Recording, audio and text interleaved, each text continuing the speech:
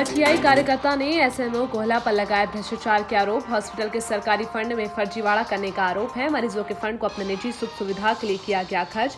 Fund के खर्चे के बिलों में फर्जीवाड़ा करने का है आरोप। आरटीआई कार्यकर्ता भ्रष्टाचार के तथ्य और सबूतों को किया गया प्रस्तुत।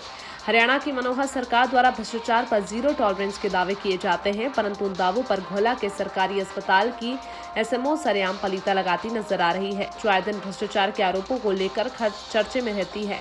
आरटीआई कार्यकर्ता रामेहर काजल ने एसएमओ पर भ्रष्टाचार के आरोप लगाते हुए कहा कि उनके द्वारा सूचना अधिकार नियम के तहत आरटीआई मांगी गई थी, जो उन्होंने 4 महीने बाद उपलब्ध करवाई, जिसमें पाया गया कि एसएमओ द्वारा मरीजों की सुख सुविधा के लिए आए फंड को एसएमओ ने अपने निजी सुख सुविधा के लिए प्रयोग किया और खर्च हुए बिलों में फर्जीवाड़ा का भ्रष्टाचार किया, जिसके सभी सबूत और तथ्य उन्होंने प्रस्तुत किए।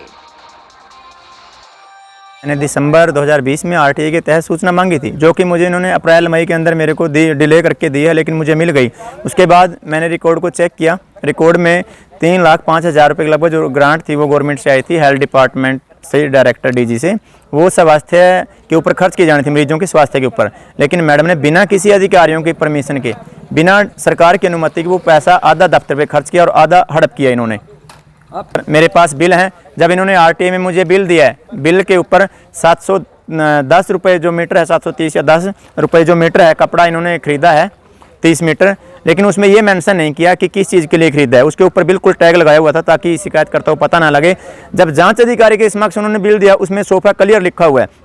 अब सर 2 बातें हैं, जो मुझे बिल दिया गया है वो वेरीफाई करके दिया गया है। या तो बिल में मैंने कटिंग किया, मेरे खिलाफ कार्रवाई होनी चाहिए, या फिर दोषी 2 में से 1 पक्का मिलेगा, या फिर जांच अधिकारी जो मुझे आरटीआई में इन्फॉर्मेशन दी गई एसएमओ द्वारा, एसएमओ के खिलाफ खर्चा होना चाहिए।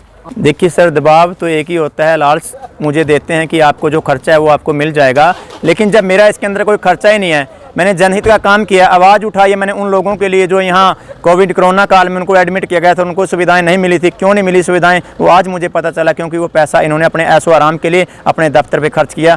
जैसे अभी सर 12,500 रुपये का इनकम्बेंसी बोर्ड इन्होंने बना रखा है, जबकि उसकी कोई ज़रूरत नहीं थी। HCS के दफ्तर में भी बिल्कुल आसान छोटे छोटे इनकम्बेंसी बोर्ड लगे हुए हैं 500-700 रुपये में। इन्होंने पैसा का दुरुपयोग किया, फर्जी बिल बनाया, मेरे पास सबूत है।